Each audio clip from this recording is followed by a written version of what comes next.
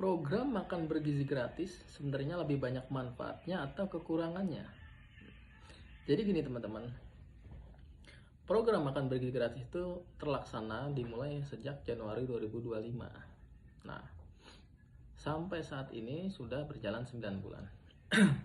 Pasti setiap program itu kan ada plus dan minus.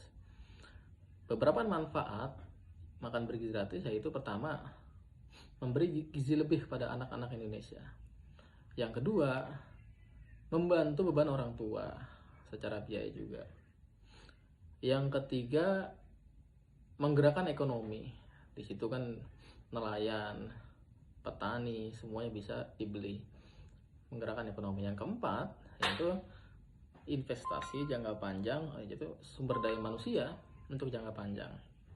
Tapi dengan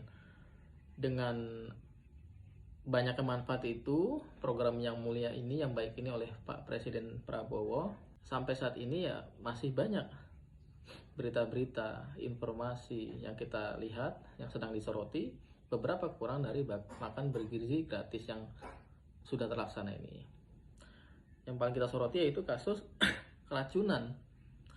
Sudah lebih dari 6.000 orang menurut data sampai September kemarin sisa keracunan. Yang kedua, penurunan kualitas makanan. Saya sering berdialog langsung dengan beberapa guru, itu sering cerita sama saya. Jadi sering sekali sebelum dikasih kepada murid, guru-guru mencicipi dulu. Jadi saking hati-hatinya para guru tuh mencicipi dulu, udah basi belum gitu. Kalau sudah mulai berlendir dibuang. Tapi lebih seringnya itu ya tidak fresh keadaannya diberikan kepada siswa. Akhirnya nggak dimakan itu. Nasi, sayur itu dibuangin, dikasih ke hewan ternak dan lain sebagainya. Jadi mubazir, penurunan kualitas. Nah, kasus seperti ini yang saya amati sama polanya dengan kasus bansos COVID waktu itu. Dari negara anggaran sekian sampai di bawah, yang diterima beras yang nggak jelas, mie juga merek yang kita nggak kenal, sarden juga isinya begitu. Itu fakta. Nah, setelah diubah menjadi uang tunai itu lebih dirasakan.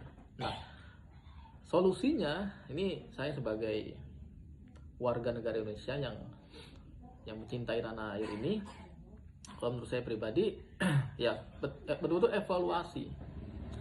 Mulai dari kenapa bisa keracunan. Jadi mohon Pak Prabowo yang saya hormati ya, bagaimana kok bisa keracunan itu, ditelusuri sebabnya apa. Bila ada yang tidak benar di situ, segera diproses hukum, kan seperti itu. Lalu penurunan kualitas, selama ditelusuri juga apakah ada dugaan permainan di situ untuk mendapatkan profit lebih. Padahal menurut saya pribadi, saya juga orang dagang, wirausaha sudah lebih dari 10 tahun. Jadi kalau dari nilai 10.000 itu untuk diberikan makanan 4 sehat itu masih bisa, masih sanggup.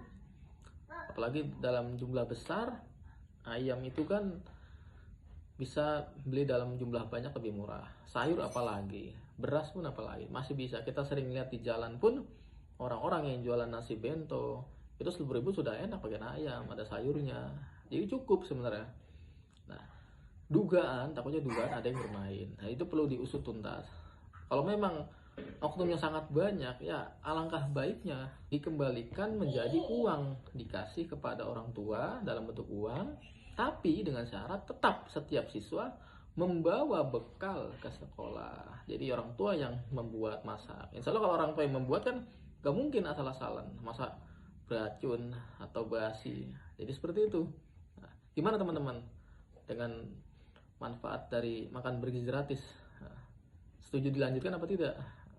Jangan lupa follow akun ini terus untuk mendapatkan informasi yang valid berdasarkan data dan fakta.